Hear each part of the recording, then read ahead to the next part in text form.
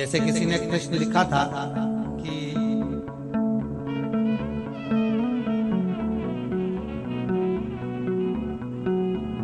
अगर हम रुद्राक्ष गले में पहन लेते हैं और नारी का रजस्वला धर्म आ जाता है, रजो धर्म का समय आ जाता है, फिर वो रुद्राक्ष हम गले में धारण कर कर रखते हैं तो वो रुद्राक्ष क्या वो बेकार हो जाता है? पहले एक बात बहुत अच्छे से समझ में, आप सन्यासी हो, जम के बोलो जरा, आप तपस्वी हो, आप साधक हो, आप उपासक हो, या आप बैरागी हो, आप एक गृहस्थी हो, घर में रहने वाली मां गोदी में रखा हुआ बालक अगर गंदगी भी कर दे, पूरे कपड़े को भी बिगाड़ दे, तो मां बच्चे का कपड़ा बदल देती है और बदल कर मां तो ये जरूरी नहीं है कि उसको साड़ी बदलना, उसको कपड़े बदलना या उसको फिर नहाना।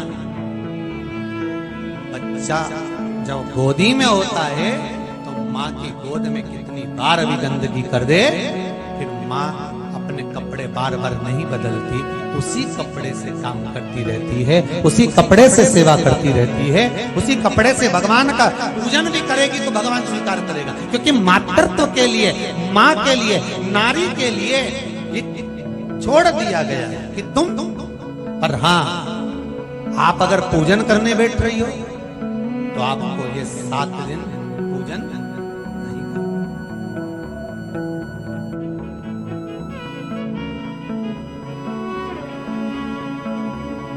पर रुद्राक्ष अगर आप पहन रहे हो, रुद्राक्ष अगर आप धारण कर रहे हो और अपने जीवन की सार्थकता के लिए स्वीकार कर रहे हो, जैसे तुलसी की माला और रुद्राक्ष की माला गले में पड़ी रहती है, तो ये कंपनी का ट्रेडमार्क होता है कि तुम कौन सी ब्रांड के हो। ये कंपनी का ट्रेडमार्क है। तुलसी की माला पहनकर प्राण छूट गए तो वैकुंठ चले गए, और रुद्राक्ष की माला पहनकर प्राण छूट गए तो कैलाश धाम चले गए। ये कंपनी का ट्रेडमार्क है कि तुम्हारी ब्रांड क्या है। रुद्राक्ष उतारा नहीं जाता।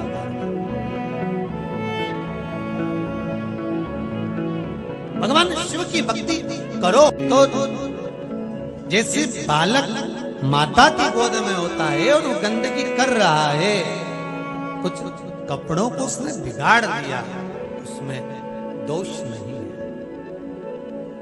मां बच्चा दोनों के लिए वो श्रेष्ठ है।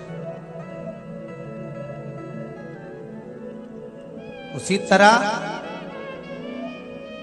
तुलसी की माला हो, रुद्राक्ष की माला हो, आप पहन रहे हैं गले के अंदर, आप गले में धारण कर रहे हैं, तुलसी या रुद्राक्ष धारण कर रहे हैं, तो आप शिव की भक्ति में लगे हुए हैं। ये कंपनी का ट्रेडमार्क, इसको होना चाहिए। ये कंपनी का ट्रेडमार्क है, इसको होना चाहिए। पहनो गले में, तुलसा भी पहनो,